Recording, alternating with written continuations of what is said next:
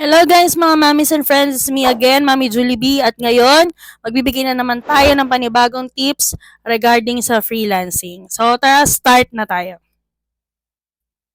So bago nga pala tayo mag-start, disclaimer lang, hindi ako expert sa larang. Ito ang mabibigay ko lang sa inyo ay yung knowledge and experience ko as a freelancer. So ito na talaga, start na tayo.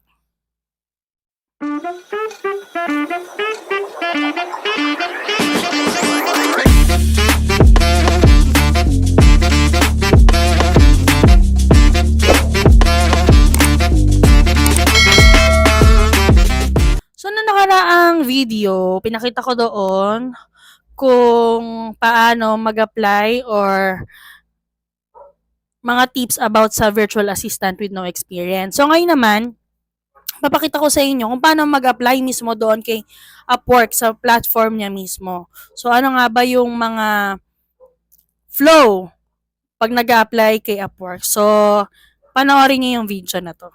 Hello guys, so ito nga, papakita ko sa inyo kung ano yung Upwork. So kung paano tayo mag-apply kay Upwork. Kasi noong nakaraan, nag-upload ako ng video pero na-ban siya or hindi siya inalaw na ma-upload or makita ng iba kasi nga daw masyadong personal. So tatry natin na medyo skip natin yung part kung saan magbibigay tayo ng mga infos.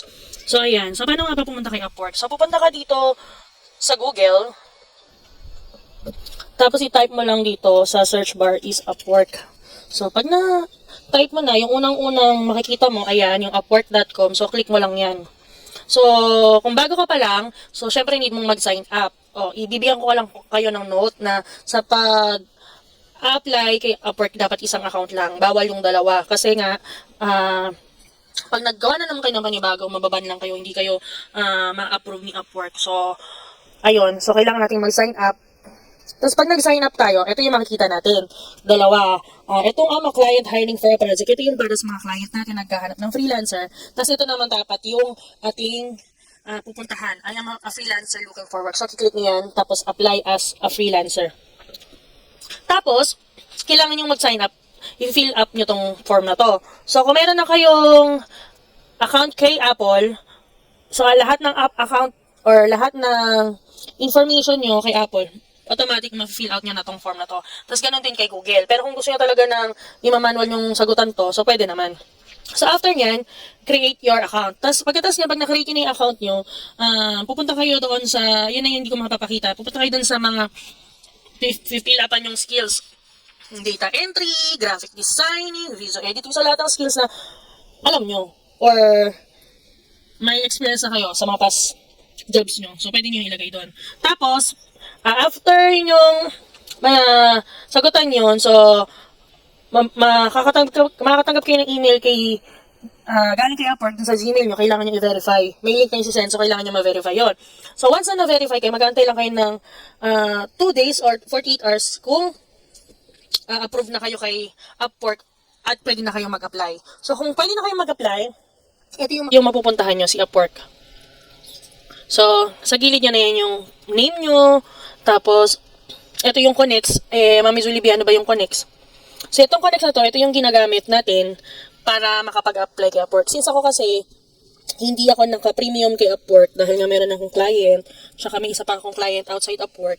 So, hindi na ako nag-avail nun. Kumbaga, pag kailangan ko lang, may nakita ko magandang job post, bibili lang ako. Kunyari, ayan, buy connects. Since naka-connect naman yung card ko kasi,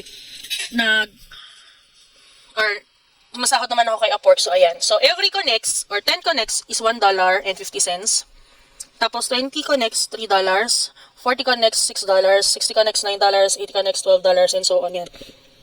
So, kung marami kayong pambili, walang problema. Makakapag dami kayo ng apply. So, saan ba ginagamit nga si Connect? Sa pag-apply nga. So, di ba sa corporate nga po, pag nag-apply tayo, gumagastos tayo ng pamasahe, gumagastos tayo ng pangkain natin, tapos pamasahe ulit pa uwi.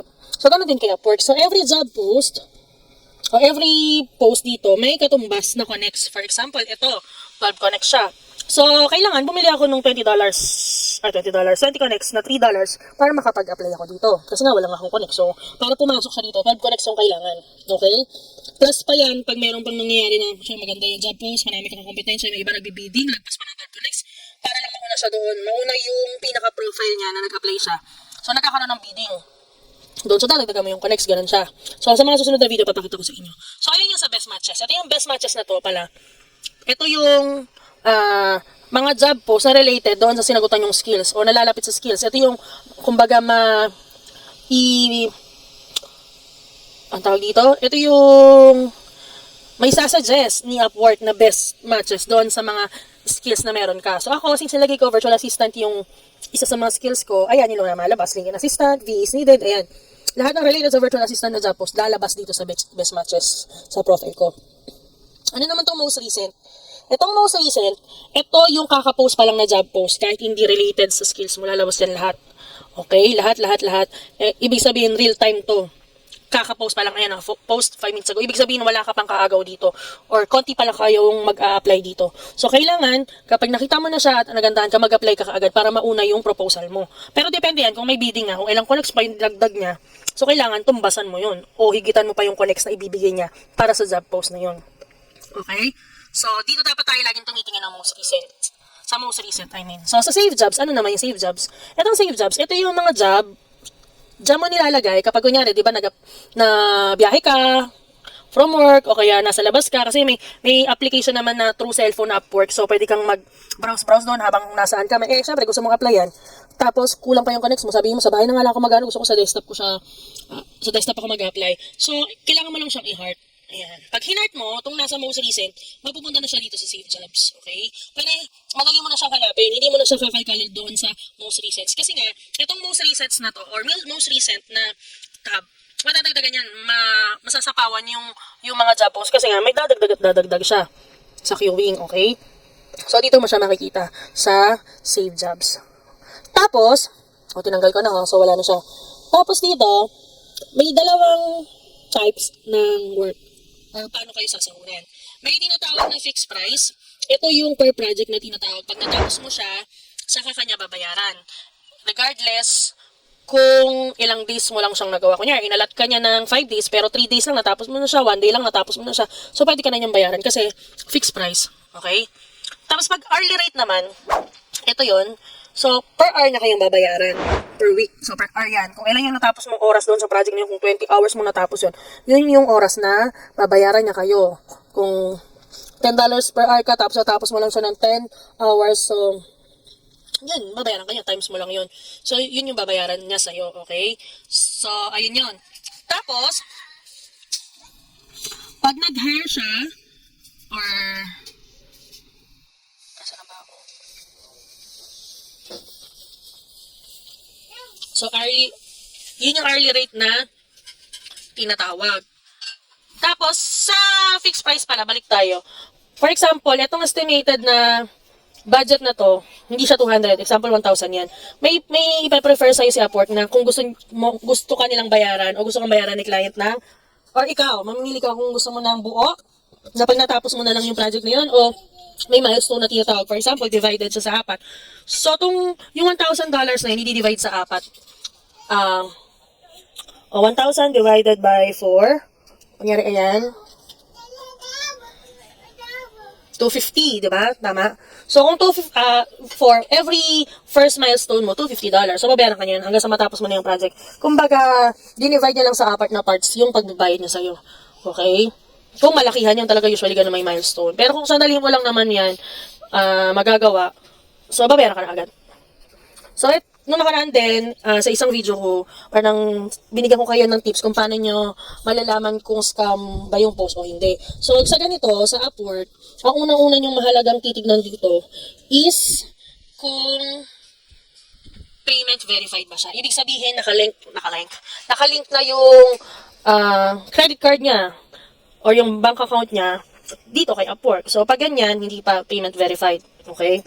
So, for example, ito maganda.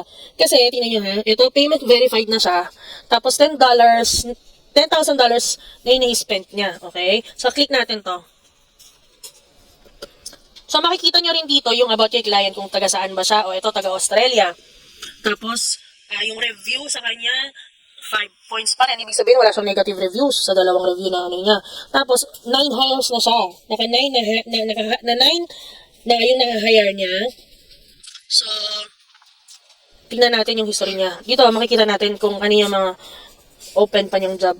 Ayan, jobs in progress. So, ibig sabihin ito, still nag-work pa rin sa kanya. Sinasahuran niya pa rin to. Tuloy-tuloy pa rin to. Okay, ayan. Kasi ito naman yung mga close na. So, natapos niya na, nabayaran niya na. Okay? So, ayun yon. Ayan yung makikita natin. So, sa mga susunod, wait. Isa pa palang i-add ko sa inyo. So, kung hourly rate pala, kailangan nyo nga palang mag-download nitong Upwork Time Tracker. So, ito type nyo lang itong Upwork Time Tracker. So, ito yung lalabas. Okay? Pag-click nyo yan, di-download nyo to. Kung Windows kayo, ayan. Kung Apple kayo, itong macOS. So, ito, pag-click nyo yan, makukuha nyo na to. Since Windows ako, ito yan. Ito yung time tracker na yan. So, kailangan, i-on nyo siya. Kapag kagaya ko, meron akong isang client. So, lalagyan ko siya ng memo dito. Ito yung, ko. So, i-on nyo siya. Pagka-on nyo, nag-i-screenshot yan, guys, every 10 minutes. Kung ano yung laman nitong Windows nyo, o yung window nyo, mag-i-screenshot yan, okay? So, kailangan, maging honest kayo sa pagtatrabaho kasi nag-ano yan. Tsaka, nakikita dyan kung nakiklik kayo ng mouse nyo. Okay, so, susunod, papakita ko yun kung saan yun nakalagay, okay? So, yun. So, ngayon, yun muna. Tapos pala, idagdag ko na rin siguro. So, dito kay Upwork, every week yung sahod nyo. Fixed price kayo. Sa fixed price, alam ko, every 5 days ata. Kasi same with bonus. So, makukuha nyo na yung, yung bayad sa inyo. Pero ito, dito sa hourly rate, every Wednesday, ay ang sahod kay Upwork.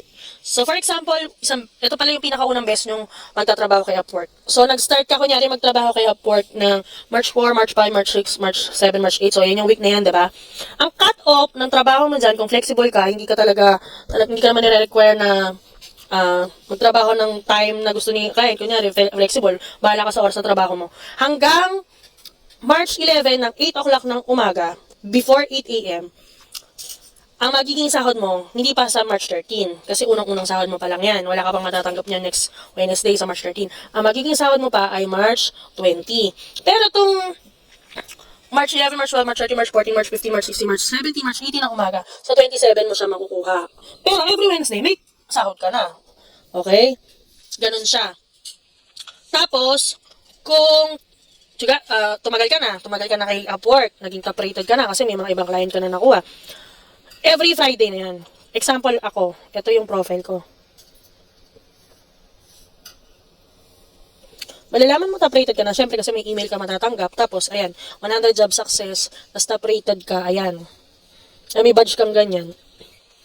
Itong trinabaho ko ng March 4, March 5, March 6, March 7, March 8. Hanggang 11 ng umaga, 8 a.m. Makukuha ko agad siya ng March 15 ng Friday. Hindi ko na siya makukuha instead ng March 20. Pero kung di ako top-rated, March 20 ko makukuha yun. Okay? Pero kung top-rated na ako, March 15 agad. Ibig sabihin, every week na tininabaho mo, makukuha mo na siya ng every Friday na. Hindi ko nahintayin yung every Wednesday ni Upwork. So, ayun, may naintindihan naman kayo. So, sa mga susunod, papakita ko pa kung ano ba tong ibang feature ni Upwork. So, ayun nga guys, kung nakita niyo yung video na yon, kung may natutunan kayo, please follow, like, and share. And subscribe din sa YouTube channel ko. So, kayo na po yung bahalang mag-comment doon kung ano pa ba yung mga gusto nyong matutunan. Ano pa yung mga question nyo regarding sa freelancing. Basta alam ko, willing to share ako ng mga knowledge na meron ako. So, ayun lang guys. Till our next video. Bye-bye!